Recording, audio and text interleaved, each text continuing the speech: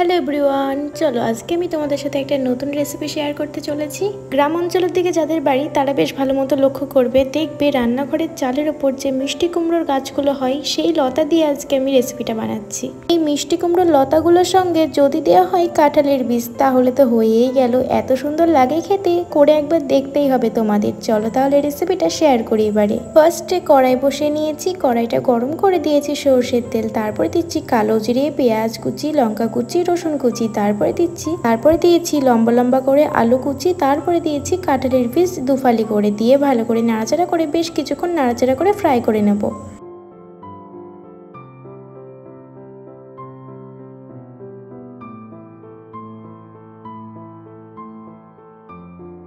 বেশ কোনো রকম ফ্রাই করে নিয়েছি আমি হালকার উপরে। তারপরে মিষ্টি কুমড়োর লতাগুলো ভালো করে কেটে ধুয়ে নিয়েছি আমি, তারপরে দিয়ে ভালো করে নাড়াচাড়া করে বেশ কিছুক্ষণ ফ্রাই করে নেব।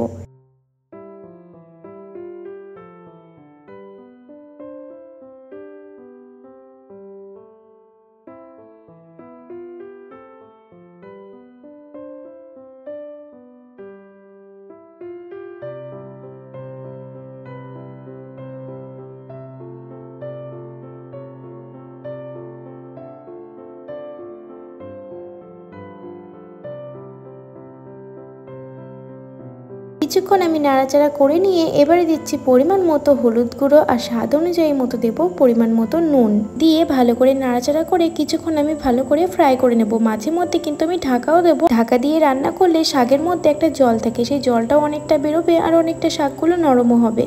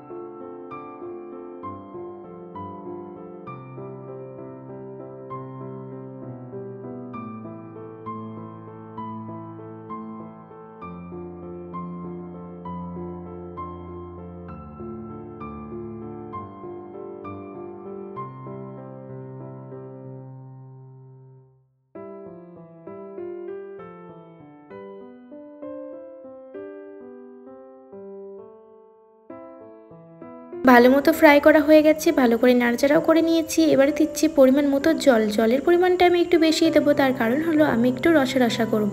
যদি তোমরা রসা না করো কিংবা গাঢ় কোনো রেসিপিটা করো তাহলে জলের পরিমাণটা একটু কম দেবে, ব্যাস তাহলেই হয়ে গেল।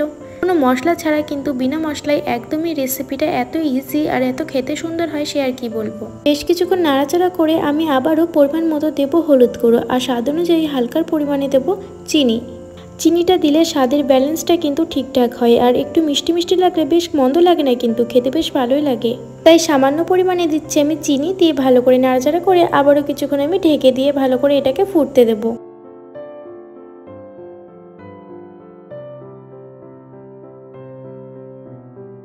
20 থেকে 30 মিনিট পর কিন্তু আমি ঢাকাটা খুলেছি আর একদমই আস্তে দিয়েছিলাম গ্যাসটা। দেখো কতটা সুন্দর রসা রসা হয়ে গেছে। সত্যি বলতে এই রসা দিয়ে কিন্তু এক নিমেষে এক থালা ভাত শেষ করা যাবে। বিশ্বাস না হলে তোমরা অবশ্যই বাড়িতে একবার করে দেখো। তবে হ্যাঁ, কাঁঠালের বীজটা কিন্তু অবশ্যই দিও। আমি বলি কি, তোমরা একবার হলেও বাড়িতে এই রেসিপিটা ট্রাই করে দেখো। আশা করি তোমাদের ছোট থেকে বড় সকলের ভালো লাগবে। যারা সাবস্ক্রাইব করোনি তারা অবশ্যই সাবস্ক্রাইব করে দিও, আর লাইক কমেন্ট শেয়ার সেটা কিন্তু অবশ্যই করে দিও। এই রেসিপিটা কিন্তু আমার বাবার খুবই প্রিয়। আমার বাবাই আজকে বলেছিল কুমড়ো শাকের রসা করতে, তাই একটু তোমাদের কাছে শেয়ারও করে ফেললাম। চলো আজকে রেসিপিটা আমি এখানেই শেষ করছি। আমাদের দুপুরবেলাটা কিন্তু আজকে জমেই যাবে। তোমাদের দুপুরবেলাটা এরকম জমানোর জন্য কিন্তু রেসিপিটা অবশ্যই করো। আজকে এতটুকুই, আবারও আসবো, টাটা।